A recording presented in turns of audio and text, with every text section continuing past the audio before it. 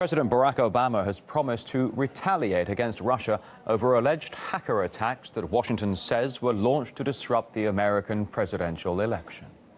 I think there is no doubt that when any foreign government tries to impact the integrity of our elections, that we need to take action, and we will, at a time and place of our own choosing. The threat came in an interview with National Public Radio. However, the president didn't specify when and what kind of action he was going to take. He added that Moscow not only aimed to undermine the election, but also tried to create more problems for Hillary Clinton rather than her rival, Donald Trump.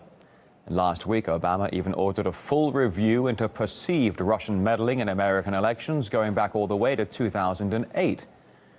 And RT's Miguel Francis Santiago looks at how Russia's been turned into now the new #1 cyber threat to America. It started with sensational headlines, and now it spiraled to this. Vladimir Putin was personally involved in the Russian attempt to disrupt the U.S. election. Putin's role was directing the use of the hacked material. So how do you get from a WikiLeaks about the DNC to Putin with a smoking gun? Like this. First, cite anonymous private security experts and unnamed officials. No need to bother with evidence and facts. The man behind the leaks, who has a 10-year record of high-profile leaks, has publicly denied Russian involvement. Even the director of the FBI can be ignored. So who should we actually listen to? Perhaps the main victim of the leaks. There's no doubt now that Russia has used cyber attacks against all kinds of organizations in our country. Her camp backed this message. Russian state actors broke into the DNC, stole these emails. Now that you're convinced Russia's to blame for everything, we can make it official.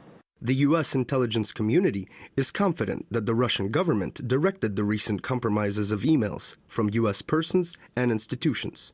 The recent disclosures of alleged hacked emails are consistent with the methods and motivations of Russian-directed efforts. What efforts exactly? What countries' elections has Russia tried to undermine? Again, not a shred of evidence, but they're confident. And then the next step is to give the new boogeyman a face. Enter Putin. But just in case you did want some proper evidence, I do not have an additional intelligence assessment to share from the podium. So are you confirming that the White House believes that Vladimir Putin was personally? I've seen those reports. I'm not in a position to confirm them. I'd refer you to the intelligence community for their assessment. So there you go. That's how you prove it was the Russians.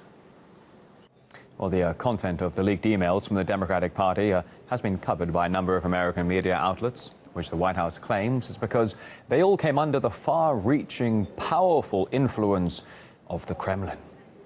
News organizations in the United States essentially became the arms of Russian intelligence. Some 200 news websites were even branded, quote, peddlers of Russian propaganda by little-known research group Proponot. Yet it was cited by the Washington Post in a special article about Moscow's alleged attempt to spread fake news. Paul Craig Roberts, the former U.S. Assistant Secretary of the Treasury, says the country's highest office is quoting fiction as fact. It's really inexplicable why the media in the White House would be repeating unsubstantiated rumors as if they were fact. Once again, we have no CIA report showing collusion between Trump and Putin or any interference between Russia and the elections. We don't know who these people are. We don't know why the media reports undocumented claims without any evidence. Even the FBI says that these claims would not stand up in court. In other words, they're unsupported. They're rumors, and they're being presented by the Western media as if they are fact.